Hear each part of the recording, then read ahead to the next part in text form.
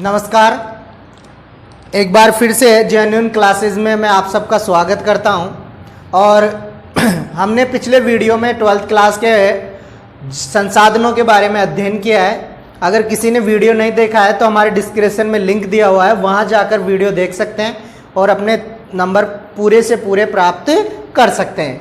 आज कमेंट्स के माध्यम से हमें कमेंट्स मिला था कि सर आप है ना जो भारत नियोजन यानी 21वें लेसन पर एक टॉपिक तैयार कीजिए और उसे हमें पढ़ाइए, समझ में नहीं आ रहा है। कुछ बच्चों के कमेंट्स आए थे, उसके आधार पर हमने आज ये टॉपिक लिया है। नहीं तो हम आगे पढ़ने वाले थे संसाधनों में से जैविक और अजैविक संसाधन, लेकिन वो हम नेक्स्ट वीडियो में अपलोड करेंगे। आज देखते हैं थोड़ा सा भारत में नियोजन। कहने का मतलब ये है कि प्लानिंग इंडिया यानी भारत ने क्या प्लान किया था जब हमारा देश आजाद हुआ था, उस समय की बात पढ़ेंगे हम इस लेसन में। ठीक है, तो हम शुरुआत करते हैं। आज सबसे पहले हम बात करते हैं भारत के बारे में सब जानते हैं, नियोजन के बारे में कि नियोजन होता क्या है। नियोजन, अगर हम नियोजन की बात करें तो नियोजन का मतलब होता है कि कोई योजना है, कोई कार्य है जिसको पूरा करने के लिए जो हम रूपरेखा तैयार करते हैं, जो पूरी रूपरेखा तैयार करते हैं उसे कहते हैं हम नियोजन। क्या कहते हैं? नियोजन। जैसे हमें किसी कार्य को करना है और उसको करने के लिए जो रूपरेखा यानी क्या क्या हम इस कार्य में करेंगे और एक मॉडल तैयार करते हैं, उसकी रूपरेखा तैयार करते हैं, उसे नियोजन कहा जाता है किसी कार्य को करने के लिए। अगर हम बात करें सर्वप्रथम रूपरेखा के बारे में तो ये हो गया हमारा नियोजन। अब नियोजन के आगे हम देखते हैं। हाँ, सर्वप्रथम अगर हम बात करें तो जो हमारा जो पहला नियोजन है, इस नियोजन को हम क्या कर सकते हैं, दो भागों में विभाजित कर सकते हैं। एक तो खंडनीय नियोजन और दूसरा है हमारा प्रादेशिक नियोजन। खंडनीय नियोजन और एक हमारा है प्रादेशिक नियोजन।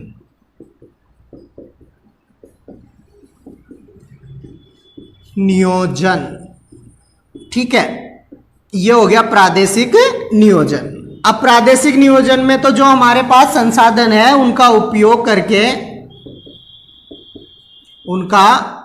करके विकास करना, वो तो आता है प्रादेशिक नियोजन में। ठीक है, और खंडनीय नियोजन में क्या क्या आता है, जैसे कृषि उद्योग सिंचाई, इनका विकास करना, कृषि उद्योग सिंचाई आदि। तो यानी नियोजन के दो रूप हो सकते हैं, खंडनीय नियोजन और दूसरा प्रादेशिक नियोजन। ठीक है, इसके आगे हम देखते हैं। इसके आगे की अगर हम बात करें, नियोजन में पढ़ रहे हैं और नियोजन में हमारा जो पहला टॉपिक हम ले रहे हैं आज, वो पहला टॉपिक है हमारा नियोजन की रूपरेखा तैयार करना। यानी वो पहला टॉपिक है हमारा, वो है सर्वप्रथम बात करते हैं योजना आयोग के बारे में। यानी भारत में नियोजन तंत्र की स्थापना सर्वप्रथम कहां से स्टार्ट होती है? योजना आयोग से।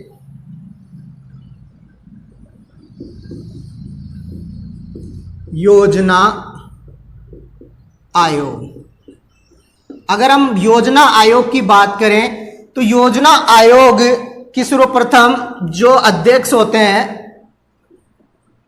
वो प्रधानमंत्री होते हैं। प्रधानमंत्री, योजना आयोग के अध्यक्ष कौन होते हैं? प्रधानमंत्री।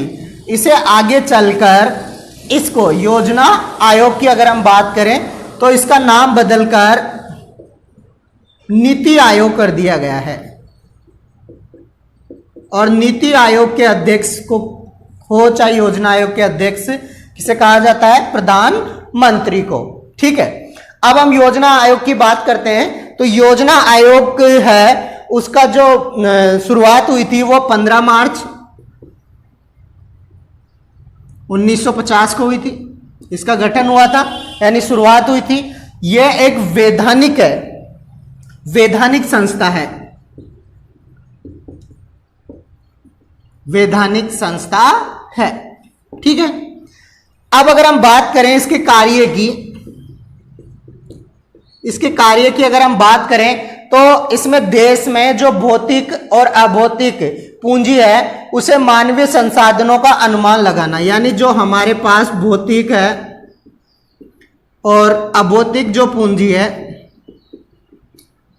यानी भौतिक यानी भूमि से संबंधित और एक अनेक अभौतिक ये पूंजियां हैं, इनका अनुमान लगाना इसका क्या था, प्रथम कार्य था। अब उसके अनुमान लगाने के बाद जो दूसरा कार्य था कि जो संसाधन है हमारे पास, उन संसाधनों का तरीके से यानी योजना की सहायता से उपयोग करना। ठीक है, इसके बाद में नेक्स्ट इसका उद्देश्य था और उपयोग करके इन संसाधनों में और विकास करना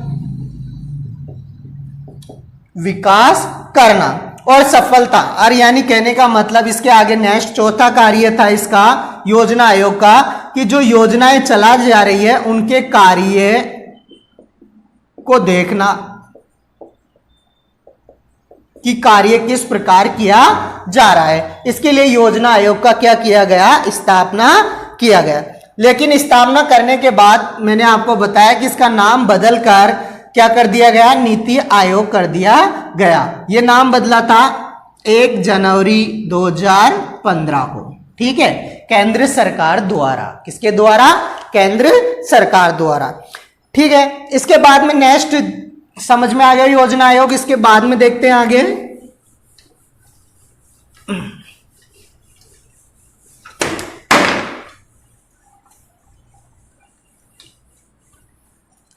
इसके बाद में हमारा जो है वो है राष्ट्रीय विकास परिषद।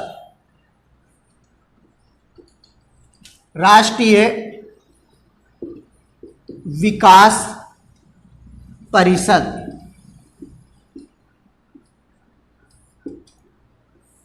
योजना आयोग के ठीक 2 साल बाद राष्ट्रीय विकास परिषद का क्या हुआ, गठन हुआ, यानी 6 अगस्त 1952 को। ठीक है, ये क्या था, गैर संवैधानिक था, गैर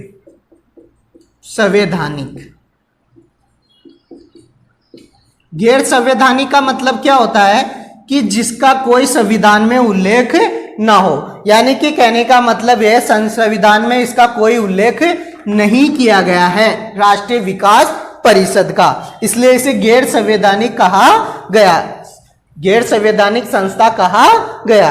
अगर हम बात करें इनके निर्माण की, जो इसका मुख्य उद्देश्य है वो निर्माण है वो आर्थिक नियोजन हेतु किया गया।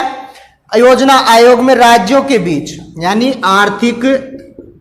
बात करें आर्थिक नियोजन, तो आर्थिक नियोजन यानी राष्ट्रीय विकास कार्य परिषद के बारे में, तो इसका गठन करने का मुख्य उद्देश्य था कि आर्थिक नियोजन हेतु योजना आयोग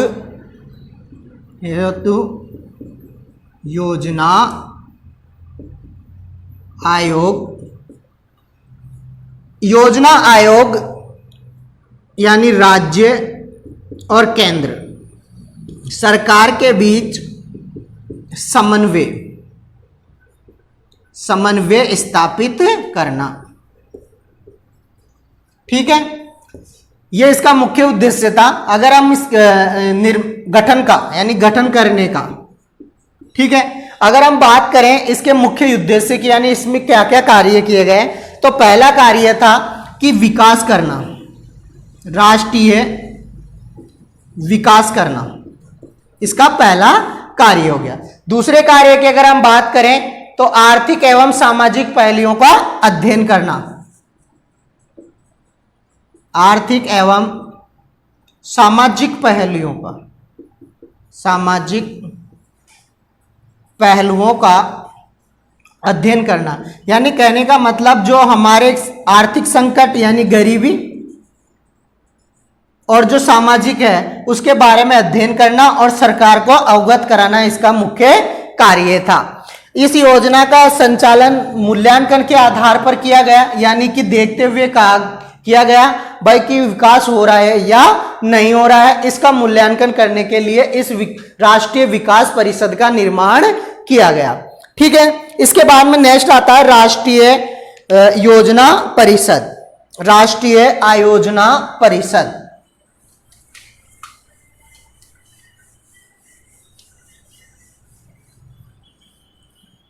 राष्ट्रीय आयोजना परिषद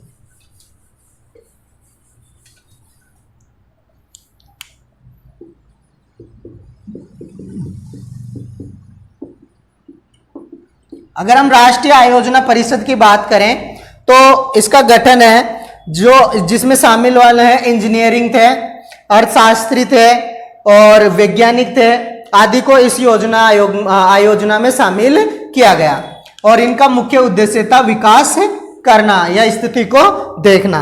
परंतु इसके बाद में इसमें बस इतना ही है, ज्यादा नहीं दे रखा है 12th क्लास के सिलेबस में। इसके बाद में आगे देखते हैं हम पंचवर्षीय योजनाओं के बारे में। पंचवर्षीय योजनाओं के बारे में अगर हम पंचवर्षीय योजनाओं की बात करें तो पंचवर्षीय योजनाओं को चलाया गया था 1947 के बाद, जब हमारा देश आजाद हो गया था तो उस समय पंचवर्षीय योजनाओं को चलाया गया, जिनका मुख्य उद्देश्य क्या था कि हमारे देश में व्यवस्था थी, जो अर्थव्यवस्था थी या जो विकास की दरें थी वो बहुत धीमी थी, उसको आगे बढ़ने के लिए, यानी कि कहने का मतलब एक तीसरी शक्ति के रूप में उभरने के लिए इन योजनाओं का निर्माण किया गया था। किसके? अमेरिका और चीन के बाद, यानी 1947 के बाद भारत को लगा कि हम क्या है पूरे राष्ट्र में या पूरे विश्व की बात करें, पूरे विश्व में हम तीसरे स्थान पर आ सकते हैं। तो इसको देखते हुए, विकास को देखते हुए उन्होंने योजनाओं का तरीका रूपरेखा तैयार की और योजनाओं के माध्यम से देश का विकास करने की सोची। तो सर्वप्रथम जो प्रथम योजना है वो है अपनी प्रथम पंचवर्षीय योजना। मैं सिर्फ प्रथम लिख देता हूं, प्रथम पंचवर्षीय योजना, यानी ये पहली योजना। देखो पहली योजना थी वो हमारी 1951 में स्टार्ट हो गई थी, जब हमारा भारत देश आजाद हुआ था तो उसके 4 साल बाद 1951 में स्टार्ट हुई थी और 1951 से 5 जोड़ेंगे तो 1956, यानी ये क्या था इस पंचवर्षीय योजना का समय। कभी कभी पूछ लिया जाए कि प्रथम पंचवर्षीय योजना कब प्रारंभ हुई थी, 1951 से 1956 के मध्य क्या था उनका समय था, किसका? प्रथम पंचवर्षीय योजना का। इसका मुख्य उद्देश्य क्या था कि प्रथम पंचवर्षीय योजना को चलाने का कि जो द्वितीय विश्व युद्ध हुआ था 1945 में, उस समय भारत की अर्थव्यवस्था क्या है बिल्कुल बिखरी हुई थी, खाद्य समस्या आ रही थी, मुद्रा स्फीति की समस्या आ रही थी। तो इसको दूर करने के लिए सरकार ने प्रथम पंचवर्षीय योजना चलाई और इस योजना का जो खर्चा है, यानी कि कहने का मतलब ये कहा गया कि इस योजना में जो पैसा है वो खर्च किया जाएगा, वो किया जाएगा 2378 करोड़, 2378 करोड़ रुपए का खर्चा इसका मुख्य, यानी कि इस योजना में जो वास्तविक खर्चा करेंगे वो कितना करेंगे 2378 करोड़ रुपए खर्च करने का प्रस्ताव रखा। परंतु इसमें क्या हुआ कि 1980 करोड़ रुपए ही खर्च हुए वास्तविक। मेन जो बातें मैं आपको बता रहा हूं इसके अकॉर्डिंग 1980 करोड़ रुपए ही क्या है इस योजना में खर्च हुए। अगर हम इसके उद्देश्य की बात करें तो इसका जो मुख्य उद्देश्य था इस प्रथम योजना का, तो सर्वप्रथम प्राथमिकता दी गई कृषि के, कृषि का विकास करना इसका प्रथम उद्देश्य था, प्राथमिकता थी कि इस पंचवर्षीय योजना में क्या है कृषि का विकास किया जाए और खाद्य सामग्री और समस्या को क्या है मुद्रास्फीति को समाप्त किया जाए। ठीक है, तो ये पहला उद्देश्य हो गया। इसके बाद में इसका उद्देश्य था शिक्षा, उसके बाद में शिक्षा का प्रसार करना, सामाजिक सुधार करना और चिकित्साओं की व्यवस्था देखना। सामाजिक और चिकित्सा को को देखना, इसके ये मुख्य उद्देश्य थे। लेकिन प्राथमिकता दी गई वो कृषि का विकास करना इसका उद्देश्य था। अगर हम बात करें कि इसमें क्या था, वृद्धि भी हुई है, यानी ये योजना क्या है, सफल हुई है। इस योजना में अगर हम बात करें तो राष्ट्रीय आय था उसमें तो 18%, राष्ट्रीय आय की बात करें तो 18% की क्या हुई, वृद्धि हुई। और प्रति व्यक्ति आय में भी वृद्धि हुई, वो 11%, प्रति व्यक्ति आय की आय हुई 11%, प्रति व्यक्ति आय में वृद्धि हुई और राष्ट्रीय आय में 18% वृद्धि हुई। इसमें विद्युत उत्पादन में भी वृद्धि हुई, यानी कि 24 लाख की बात करें, लाख टन उत्पादन की बात करें 24 लाख की, तो वहां से डायरेक्ट 34 लाख पर पहुंच गया, लाख वाट पर विद्युत उत्पादन पहुंच गया। ठीक है, इस योजना में 75,000 लोगों को रोजगार दिया गया। ठीक है, यहां तक कोई समस्या? बिल्कुल नहीं। एक बार फिर से देखते हैं हम कि इस योजना की शुरुआत क्यों की गई थी। हम सब जानते हैं, हमारे देश का विकास करना। इसका समय 1951 से लेकर 1956 तक था। द्वितीय विश्व युद्ध हुआ था 1945 में, तो उस बिखरी हुई व्यवस्था को आगे बढ़ाने के लिए इसका निर्माण किया गया। इसका मुख्य उद्देश्य था कृषि का विकास करना।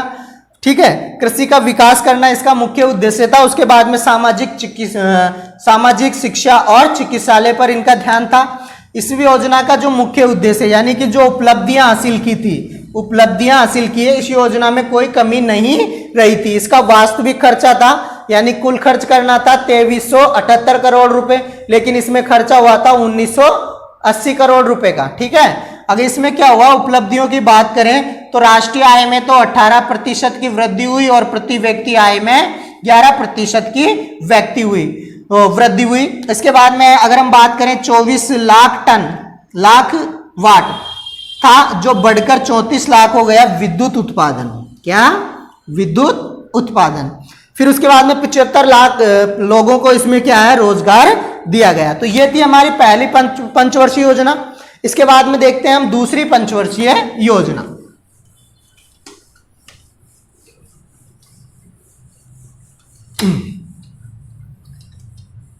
एक क्वेश्चन आना जरूरी है यहां से, पंचवर्षीय योजनाओं में से दूसरे द्वितीय पंचवर्षीय योजना की अगर हम बात करें तो इसकी रूपरेखा जो तैयार की थी, यानी इस योजना का जो मॉडल तैयार किया था कि इसमें क्या क्या होना चाहिए, क्या क्या नहीं होना चाहिए, तो मॉडल पेपर तैयार करने वाले का नाम है पीसी महालनोबिस। पीसी महालनोबिस नाम है उसका, नोबिस। इन्होंने द्वितीय पंचवर्षीय योजना की रूपरेखा तैयार करी थी। इसका व्यय, यानी जो इसका खर्चा था, जो व्यय था वो रखा गया था 4,672 यानी 4672 करोड़ रुपए। परंतु इसका जो 23% जो भाग था, जो 23% भाग था वो विदेशियों से पूरा हुआ, यानी विदेशी पूंजी से, पैसे से। अधिकतर इस योजना का जो भाग पूरा किया गया था वो 23 करोड़ वो विदेशी पूंजी से पूरा हुआ था। इसका मुख्य उद्देश्य, पहला उद्देश्य था, यानी कि जो पहली पंचवर्षीय योजना थी उसका जो मुख्य उद्देश्य था वो पहला था कृषि के बारे में, प्राथमिकता उसी को दी गई थी। अब प्राथमिकता होने के बाद सरकार ने सोचा कि दूसरा क्यों ना उद्योगों पर ध्यान दिया जाए, तो उन्होंने क्या करा, उद्योगों के बारे में,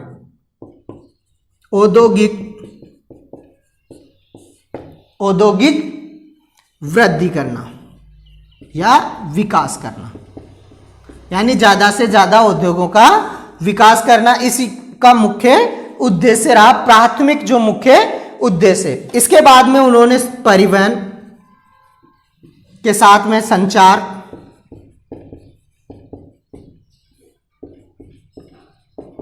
सेवाएं का विकास करना, इसका मुख्य उद्देश्य हो गए ये। ठीक है, अगर हम उपलब्धियों की बात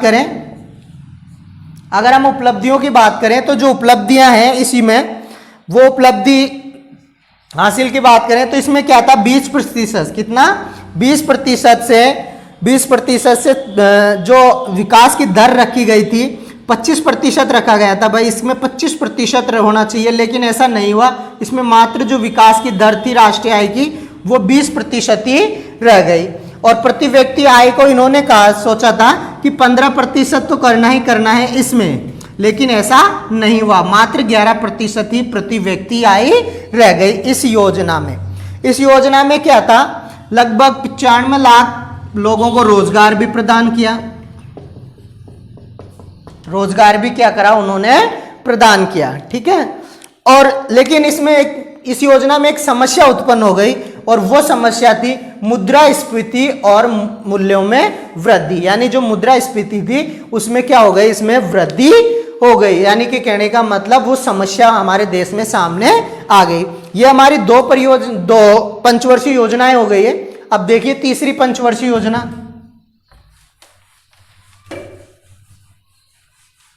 तो हमारी 2 पंचवर्षीय योजनाएं हो गई थी, और हम बात कर रहे हैं तीसरी पंचवर्षीय योजना की। मैं 3 लिख रहा हूं, आप समझ जाना, पंचवर्षीय योजना की।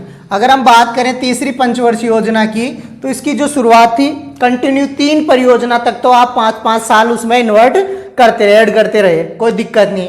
तो तीसरी जो परियोजना है हमारी, उसकी शुरुआत हुई थी 1961 से 1966 तक। यानी उसका जो समय था 1961 से 66 तक, ये इसका क्या था, समय था। किसका, तृतीय पंचवर्षीय योजना का। अगर इसकी व्यय की बात करें हम, व्यय का मतलब खर्चा, यानी इसमें कितने खर्चा करने का, तो इसमें 7,500 करोड़ यानी 7500 करोड़ रुपए खर्च करने का प्रस्ताव रखा गया।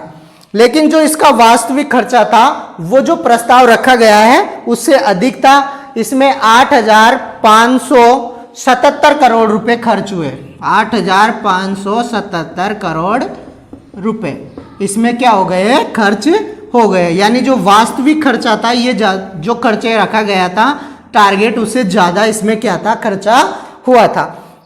इस योजना का जो मुख्य उद्देश्य की अगर हम बात करें, इस योजना के मुख्य उद्देश्य की अगर हम बात करें, तो इसका जो उद्देश्य था वो ये था कि राष्ट्रीय आय में, यानी कि राष्ट्रीय आय में 5 से 6% वृद्धि करना। भाई 5 से 6% तो इसमें क्या करेंगे, हम वृद्धि करेंगे, किसमें, राष्ट्रीय आय में। और मुद्रास्फीति को कम करना, मुद्रास्फीति को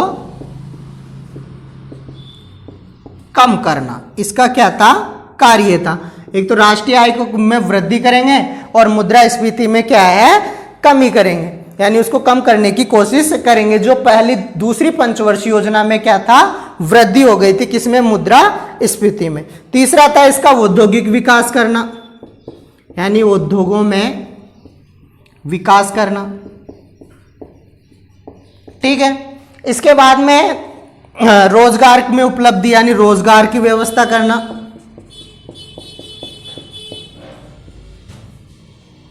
देखो रोजगार, शिक्षा, चिकित्सालय, लगभग सब में इसके उद्देश्य आप सब में लिख सकते हो। ठीक है, अब उद्योगों के विकास करने की अगर हम बात करें तो ये तो हो गए इसके उद्देश्य। अगर अब हम बात करते हैं कि इसमें जो उपलब्धियां की और कमियों की, उपलब्धियां और कमियां, यानी इसमें उपलब्धियां भी थी तो कमियां भी थी। तो कमियों की अगर हम बात करें तो 1962, 1965 और 1965 और 66, ये तीनों सत्र भारत के लिए सही नहीं थे, क्योंकि इनमें विदेशी आक्रमण हुआ था इस योजना में। तो ये 1962 में तो चीन के साथ युद्ध हुआ, और 1965 में पाकिस्तान के साथ युद्ध हुआ। ठीक है, और 1966 में अकाल पड़ा था, 65 और 66 में, जिससे भारत की स्थिति क्या हो गई, विकास की दर बहुत ही धीमी हो गई। और ये पंचवर्षीय योजना को एक तरीके से क्या माना गया है, असफल माना गया है। ठीक है, तो इसके बाद में जब भी हम पंचवर्षीय योजना यानी जो चौथी पंचवर्षीय योजना है उसमें 3 साल का गैप दिया गया। अब 3 साल का गैप दिया गया, बाद स्टार्ट किया गया, क्यों? क्योंकि इसमें एक वार्षिक 3 साल की क्या है, वार्षिक योजनाएं चलाई गई थी, एक साल की योजनाएं। ठीक है, इस स्थिति को सुधारने के लिए तो आप प्रथम 3 जो योजनाएं हैं पंचवर्षीय उसको याद रख सकते हो आराम से।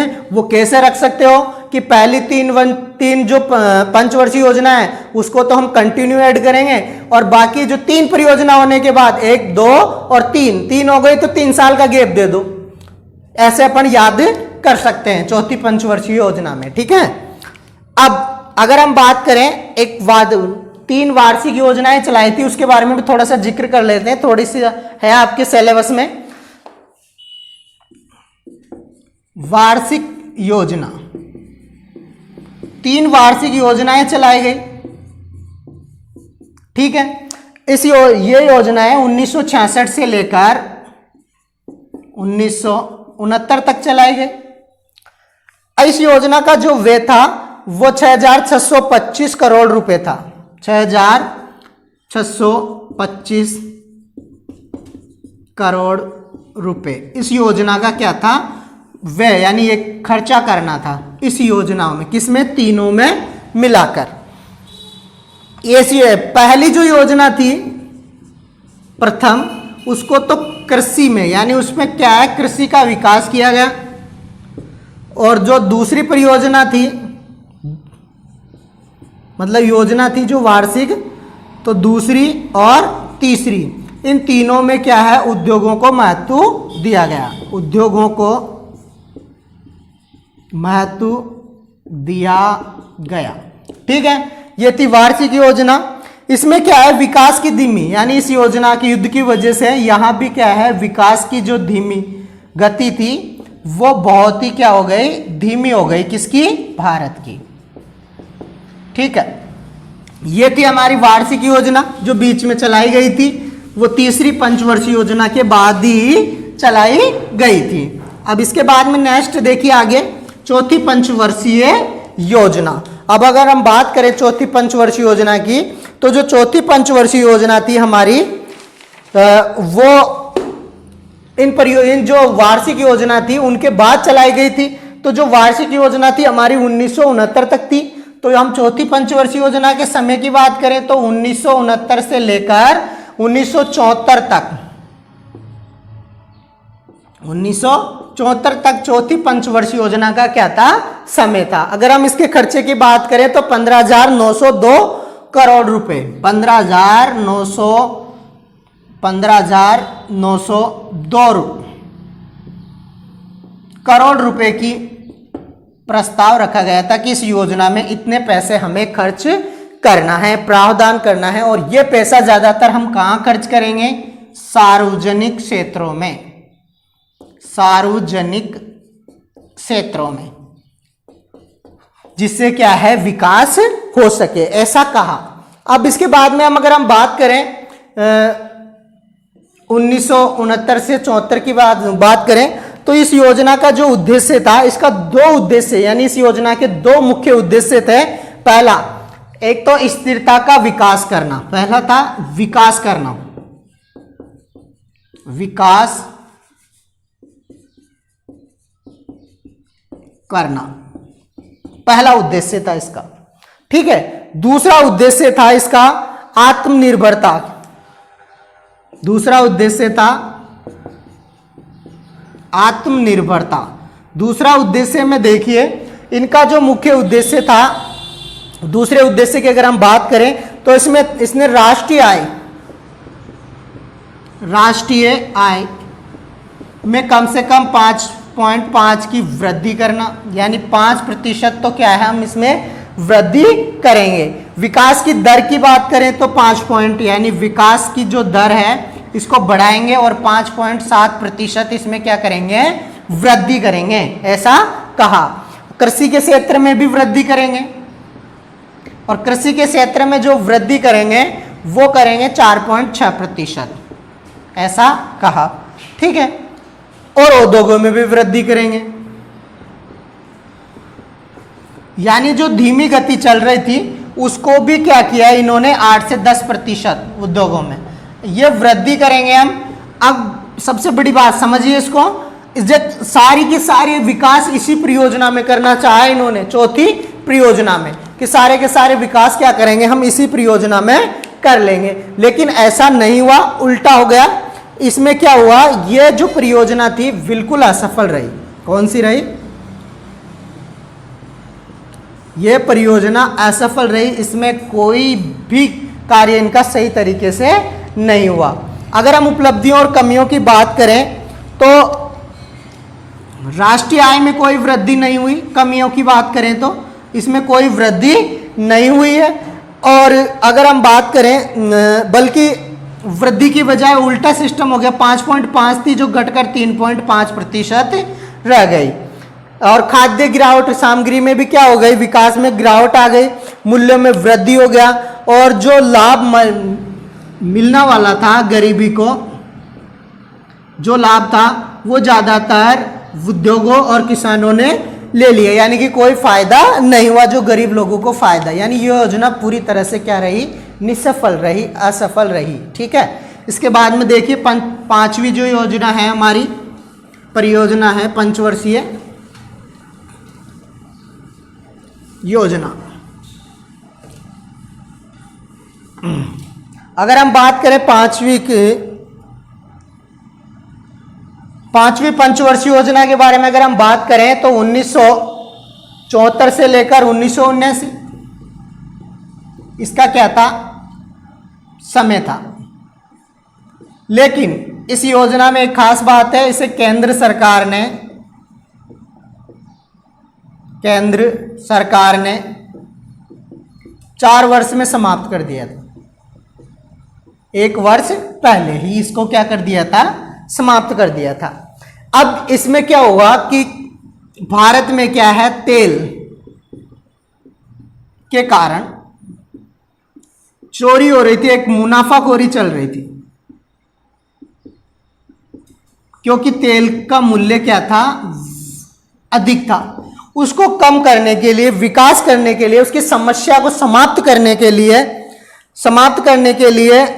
इसका जो मुख्य उद्देश्य था, यानी इस योजना में व्यय करने का खर्चा रखा था 39,322 इसका खर्चा रखा गया इस योजना में, कि इसमें इतना पैसा हमें खर्च करना है। और इस योजना का जो वास्तविक खर्चा हुआ था वो 39,426 हुआ था करोड़। ये इस योजना में क्या है, खर्च हुए थे। ठीक है। अगर हम बात करें तो इसका मुख्य उद्देश्य था, पहला एक तो इस समस्या को दूर करना, दूसरा एक गरीबी को दूर करना, इसका उद्देश्य था। ठीक है। अगर हम बात करें औद्योगिक, और फिर इसके बाद में जो प्राथमिकता दी गई थी वो उद्योगों को, औद्योगिकों को दी गई थी, का विकास करना, यानी कि उद्योगों का क्या करेंगे हम, विकास करेंगे। ठीक है। अब इसके बाद में क्या हुआ, राष्ट्रीय आय में वृद्धि करेंगे, ऐसा भी इन्होंने कहा। राष्ट्रीय आय में क्या है, वृद्धि करेंगे। और राष्ट्रीय आय में जो वृद्धि थी वो 4.4 की वृद्धि होगी, ऐसा इन्होंने कहा था। कृषि के क्षेत्र में भी वृद्धि करेंगे और उद्योगों में भी वृद्धि करेंगे। सब में इन्होंने कहा कि इस क्षेत्रों में क्या है, हम वृद्धि करेंगे। अब अगर हम बात करें उपलब्धियों की, यानी ये कहां तक सफल हुई, कहां तक नहीं हुई, तो ये उपलब्धि यानी कि जो औद्योगिक उत्पादन था उसमें 5.9% की वृद्धि हुई, जबकि वृद्धि चाहिए थी 8 से 9% की। ठीक है, ऐसा हुआ। इसके बाद में 1 वर्ष अब पहले से समाप्त कर दिया था। विकास की दरें में भी क्या हो गई, जो विकास है उसकी दर थी उसमें भी क्या हो गई थी, वृद्धि हो गई थी। बहुत ही सिंपल है, कोई दिक्कत नहीं है। ये देखिए 5वीं पंचवर्षीय योजना है। इसके बाद में नेक्स्ट अगर हम बात करें 6ठी पंचवर्षीय योजना की, तो इसको 1 साल बाद शुरू किया गया था, यानी इसको अब 1980 से लेंगे, क्योंकि 1 साल पहले समाप्त कर दिया और योजना तैयार करने में 1 साल का समय लग गया।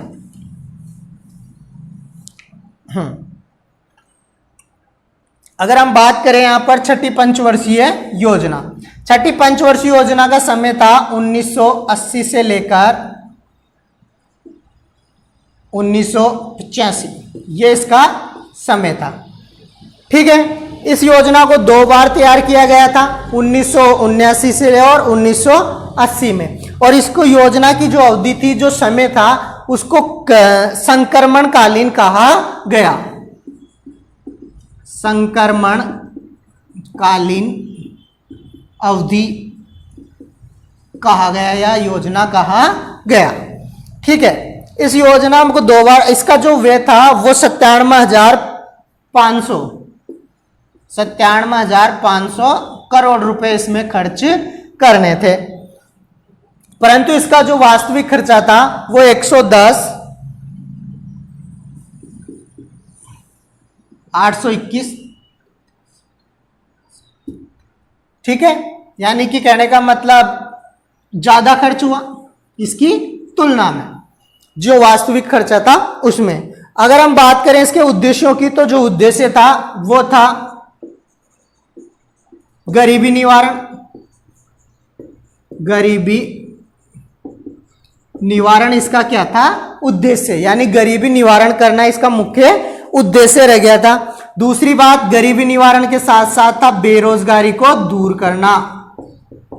बेरोजगारी को दूर करना, ठीक है, बेरोजगारी को दूर करना था। और राष्ट्रीय ग्रामीण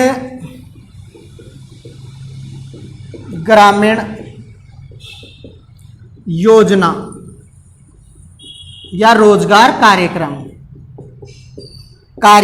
भी यहां पर चलाए गए, इसको किसको? गरीबी को दूर करने के लिए। तो ये थी हमारी छठी पंचवर्षीय योजना की। अगर हम बात करें, अगर इसमें कमियों की अगर हम बात करें, तो गरीबियों मतलब ये बहुत ही सफल रही थी पंचवर्षीय योजना। इसमें क्या है, सीधा जो गरीबी का विकास था वो 33% पर आकर रह गया, यानी बहुत ज्यादा विकास हुआ था। अगर विकास की दर की बात करें तो 5% में वृद्धि हुई थी राष्ट्रीय विकास की बात करें, और प्रति व्यक्ति आय में 3% की वृद्धि हुई, और कृषि के क्षेत्र में 3.9% की क्या हुई थी, इसमें वृद्धि हुई थी। ठीक है, तो ये थी हमारी छठी पंचवर्षीय योजना। हाँ, अब अगर हम बात करें यहां पर जो 7वीं पंचवर्षीय योजना है इसके बारे में,